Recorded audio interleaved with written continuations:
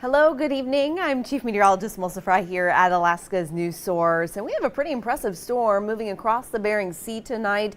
Already seeing some impacts from that. Still multiple warnings in effect because of that storm, and that's also going to impact us right here in South Central and eventually into Southeast as well. So want to make sure that you have the latest information on that storm, and you may have heard we have a geomagnetic storm watch in effect. That means the Aurora activity, it is going up, starting really as we're speaking now and continuing all the way through Saturday morning. So I'm going to break down those impacts, when you can see it, hopefully where you can see it as well. And I want to start out by looking at the conditions as you head up to Mount Baldy from Eagle River, looking down across the Anchorage Bowl. That is where we are just beginning to see the cloud cover extending here. These clouds coming from that storm that again is centered all the way into the Bering Sea, and we are going to see the impacts from this here over the next 24 to 36 hours. So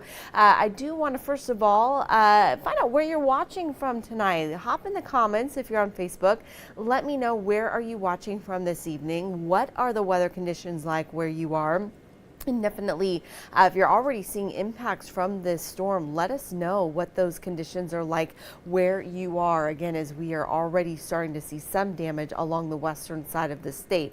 But again, here in Anchorage, we're just starting to see those treetops blowing in the wind. Wind gusts are increasing, and we're just beginning to see those clouds increasing from those from the west. Hello to you, Chad, right there in Eagle River. This is the view from your neighborhood.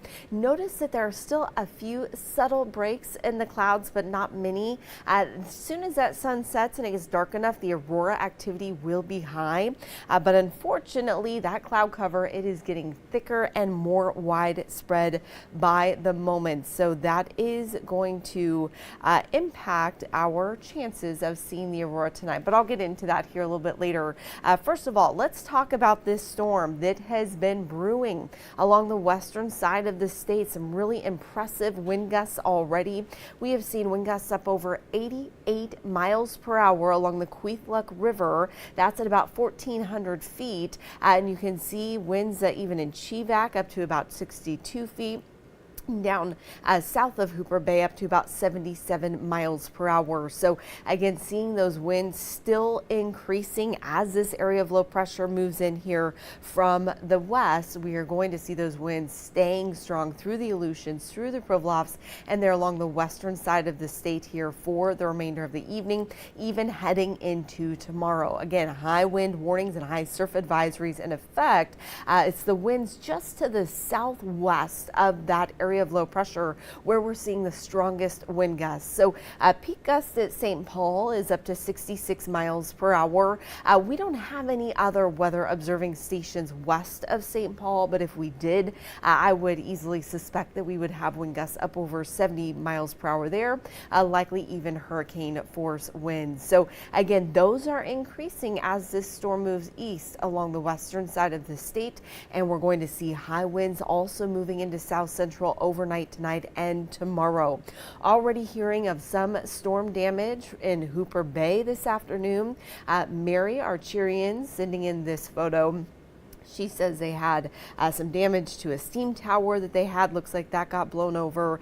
Then she said they're already starting to see some localized flooding there in Hooper Bay as well. So again, those winds are strong, and they're going to stay strong in Hooper Bay and along the west coast through the night and into tomorrow as this storm continues to move to the east. For the Aleutians, specifically the central and eastern Aleutians, and for the Pribilof Islands, you want to be prepared for continued winds out of the west of 35 to 60 miles per hour, but gusts up to 80 miles per hour. And those highest winds will still be in the Pribilofs. Now, for the Kuskokwim Delta coast, we're still seeing winds there to about 55 miles per hour tonight and tomorrow. And that's going to continue to cause a storm surge. A high surf advisory is in effect for those water levels to push 2 to 4 feet above a normal high tide line. And across the western and central Bering Seas at this point, we've been seeing sea levels between 15 and 36 feet. So really dangerous situation out along the Bering. Even for the coastal areas, though, those winds really starting to ramp up. So it is important, if you haven't done so already, to secure any loose objects. That goes for us right here in Anchorage and across South Central, as we will see the wind tomorrow. And for the western side of the state, that's where you want to be prepared for some coastal erosion and some flooding. And we'll also see the potential for some localized flooding in places like Seward and Whittier starting tomorrow, as this same storm system will bring in heavy rain there. So if you are seeing any impacts from this storm and you have photos from your area, we would love to see those. You can upload those directly through the Alaska's Weather Source app. It's a free app. It's available for download in the store. Just scroll to the bottom and you can just upload photos directly from your phone or device there. You can also do it on our website. Pretty simple as well. Right from the homepage, you can upload pictures and videos. So check out the forecast while you're there, and if you have any pictures, surely pass those on to us. So let's look at where this storm is headed next. Again, we're going to see that heavy rain tonight into tomorrow morning for the western side of the state, pushing over the Alaska Peninsula and into Kodiak. This is 10:30 tonight. You can see the center of the storm at this point just about to Hooper Bay, and is going to continue to push east through the night, kind of hanging out there in the eastern Bering Sea down closer to Bristol Bay. But a front extending from this storm is what's going to bring in that heavy rain to the Kenai Peninsula. We're going to see that starting overnight tonight and continuing through the day on Friday. And it's also what's going to help to bring in those stronger wind gusts here in Anchorage and across all of South Central. So those will increase during the day on Friday. We continue to see that heavy rain through Friday night into Prince William Sound, also pushing into southeast by Friday night. And then once we get into Saturday, we'll transition to more scattered showers, and by Sunday we will see drying conditions. Now when it comes to rain, Homer, Seward, Whittier, Cordova, you want to be prepared for very heavy rain starting overnight tonight and into tomorrow. Here we are 8 o'clock tomorrow morning, and we've already seen over an inch of rain in Whittier and about a half of an inch in Seward. But look at how that compares to Kenai and Anchorage, a significant contrast. And that's because of the mountains. We get that rain shadow effect. Those mountains essentially block us from that moisture moving this far north and west. And then as it moves back up the Alaska range, we see those rainfall totals increasing. We call that orograph lift, when you get additional lift from the mountains, but on the backside you get the protection from them. So that is why we will see less rain in Anchorage, Kenai, and the valley with this storm, but again, very heavy rain along the coastal areas. So Seward, you need to be prepared for more than 3 inches of rain with this storm. For those of you in Seward, up closer to Whittier, rather, we're looking at closer to 7 inches of rain. That's a lot of rain in a relatively short period of time. So again, be prepared for those impacts if you're in Seward or if you are in Whittier. And just checking in here, sunshine, working at the airport in the morning, rain. If you're here in Anchorage, it shouldn't be too bad, but if you're there along the coast, yeah, it's going to be pretty wet. If you're out there on the western side of the state at the airport, also seeing very wet conditions there tomorrow morning. Now, let's talk about the Aurora here for a minute. So if you haven't heard, Aurora activity is increasing. KP indices are expected to be between 5 and 7 here over the next 48 hours. We have a geomagnetic storm watch level 3. That means there could be some minor impacts to some technological infrastructure, and there could also be an increased aurora, which we're expecting. And this is because there have been 2 coronal mass ejection events that are en route to the Earth. And when that impacts with our magnetosphere, we do get higher aurora activity. So that is increasing, whether you can see it or not. It is going to be up there starting tonight and continuing all the way through Saturday. So here's a closer look at that timing and how high we expect those aurora levels to be. So starting tonight, as we speak, those levels are increasing, expected to be strong between 7 and 10 tonight. So if you happen to be in one of the areas that is not seeing the cloud cover cover yet from this storm, get out there tonight. As soon as the sun sets, you should be able to see the aurora, especially for the valleys, the Sitna Valley, Willow North, all the way to Fairbanks. We're seeing clear conditions there. It does wane slightly, although still, not terribly low overnight, and then peaks a little bit more as we head into early tomorrow morning. Then the sun's up and it's too bright to see, but as we head into Friday evening, it's going to be strong once again. So again, we're looking at mostly cloudy conditions across south central Friday, but as we move through the night, that storm is moving east and the aurora activity continues to stay strong all the way through Saturday morning. So here's the deal. If you are in Anchorage and you want to see the aurora, I would try tonight as soon as the sun sets and it gets dark enough to see it. We do have a lot of cloud cover already. The further north you head, the more clearing we're seeing at this hour. So you have that shot tonight. Otherwise, it's pretty cloudy through the night into tomorrow morning. And then tomorrow night, when the sun sets, it'll likely still be pretty cloudy, but through the night, those clouds are going to begin to break up. So later into the evening, especially heading into Saturday morning, that's when we'll see more clearing and more opportunities to see it. Now, the further north you go, you're not going to see clouds from this storm, so you're going to see more clearing. So especially once you get closer to Talkeetna and then all the way north of the Alaska Range, that's where you will see mostly clear conditions. So if you want your best shot of not having to deal with the clouds, I would head north of Willow, pushing north of Talkeetna the later we get into tonight and tomorrow.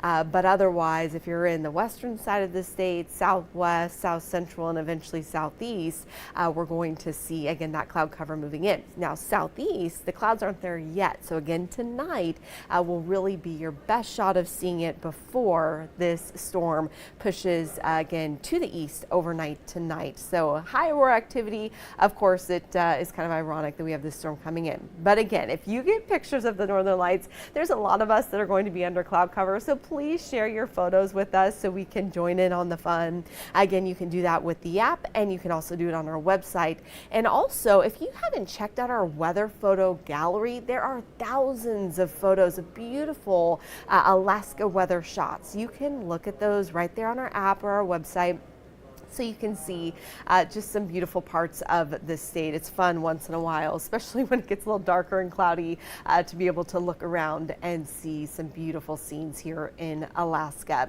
Okay, let's get to that forecast. For those of you in southeast, you start out dry tomorrow, even seeing some sunshine tomorrow morning, but those clouds are going to increase through the day. Heavy rain moving in tomorrow night. Be prepared for that. High temperatures will still get back into the low 50s. Winds will start to pick up in Sitka, Yakutat, and into Skagway. Now across the Kenai Peninsula, again, we are going to see heavy rain moving into Homer. Those winds are going to increase, gusts to about 40 miles per hour, even higher for Seldovia. And we'll likely start to see some higher seas and large breaking waves, even in Ketchimek Bay because of those winds. So be prepared for dangerous sea conditions there. Seward, you're going to see winds out of the southeast gusting to 40 miles per hour. And again, that rain moves in overnight tonight, and you're going to see that heavy rain continuing through Saturday morning. Again, right now it's looking like about 3 inches, so be prepared for the potential for some localized flooding. Kenai and Soldotna, mostly cloudy, rain not as much of a concern, a few showers moving through, but the bigger impacts for you will definitely be the wind, breezy throughout the day, and those gusts up to about 35 miles per hour. We'll also see those stronger winds in Whittier and Cordova tomorrow, along with the heavy rain. So again, Whittier is where we will likely see the heaviest rain, increasing tonight, continuing through Saturday. 6 to 7 inches is what you need to be prepared for. So flooding will likely be a concern in Whittier and in Portage as well. Once you get north of Thompson Pass, we'll see drier conditions across the Copper River Basin. That will be a decent spot to try and watch the aurora tonight and again tomorrow night. You will see breezy winds and chilly temperatures overnight, dropping into the upper 20s, but back into the mid 40s there tomorrow afternoon with increasing clouds. In the valley, mostly cloudy, that slight chance for a quick shower moving through, but again, the bigger impacts come from the wind.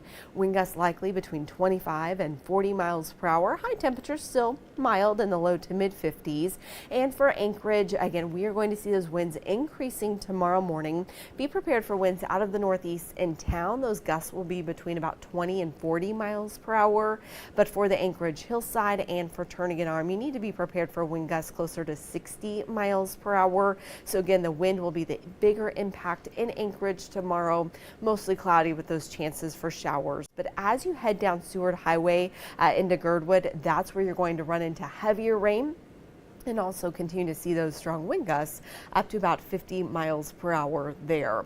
Now we are going to see again this storm moving through pretty quickly. So by Saturday, we'll start to see some clearing, just a chance for some showers lingering on Saturday, drier conditions Sunday and Monday.